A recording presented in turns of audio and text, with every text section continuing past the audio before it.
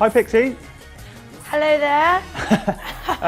Well, welcome to the Avatar Kinect interview. It's my very first one of these. Is it yours? My very first, yeah. I suppose let's start by talking about your new album. Is that okay?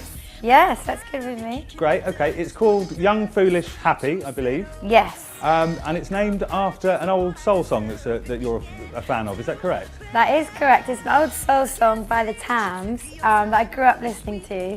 And I've always loved the message and the meaning to the song. And I thought it was the only thing that actually suited the album.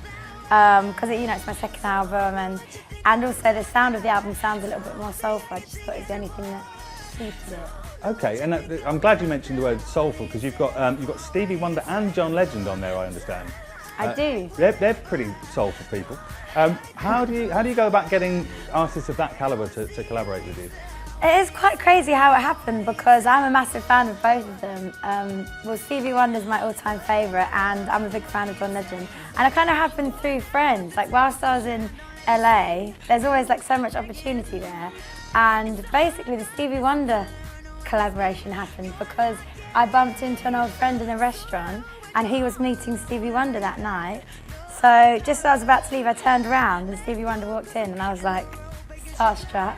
I was like welling up a little bit, but I held it back. And yeah, I met him and then I wrote a song with my friend and Stevie liked it. Do you generally get starstruck or is it just for your absolute heroes? No, I don't generally get starstruck. It's only happened twice. When I met Stevie because he's my all-time favourite and also Mariah Carey because I grew up listening to all of her early stuff as well. I heard about that. Yeah, you started welling up a little bit, I believe. I did. So that kind of happened in both cases, just because I've grown up listening to all of their music so much. Now, talking about collaborations, just out of sheer coincidence, the last two people I've interviewed are Joe Jonas and Jason Derulo. Ah. And I know you've worked with both of those, haven't you? Yes, I have actually. Is there anyone left that you would really, really like to work with that you haven't yet? Yeah, there's loads. I mean, I'm a fan of so many different types of music. Obviously, I love Beyonce and Justin Timberlake. Then I love like bands like Kings of Leon and the Kooks or Arctic Monkeys or whatever. It's like a big variety of music that I love. I wanted to talk to you about X Factor because you were a guest judge on there, weren't you, a while ago? Yes, I was. Yeah. Have you been watching this series? I've caught a few shows and I think the judging panel are really good. I think it's great they changed it just to spice it up a little bit.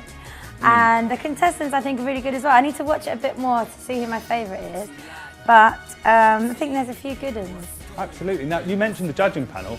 On the American version of the show, which is obviously new, it's just launched the first series over there. There's a judge on there called L.A. Reid, who I know you have a little bit of history with, don't you? Yes, I met him when I was 15 and yeah, at the time I didn't really know who he was, but I did a bit of research and obviously he knows his stuff. He's been in the business for a while and he signed some of my favourite people. So it's really great I think that he is on the judging panel for the American X Factor because he knows his stuff. He knows what he's talking about. Now we're doing this on an Xbox Kinect. Are you a gamer yourself? Do you play games? I do have an Xbox at home and a few games, so because I'm so busy I don't really get that much time to play.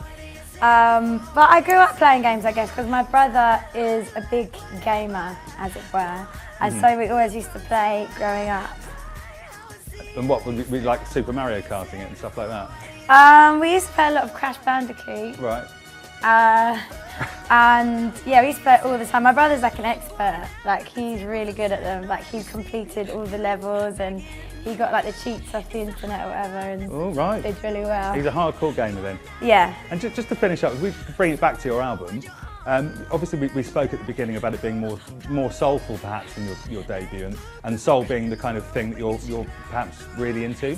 Yes. I'm just wondering, is that because, did you have more sort of control this time around? Were you able to put your foot down and say, this is what I want to sound like a bit more than the first time?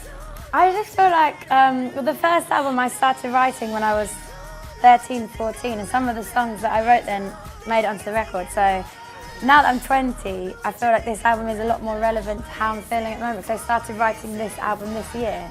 Okay. So everything on it is stuff that I'm like going through at the moment. So I'm really excited to sing it live because I just feel like it's more relevant to me at the moment.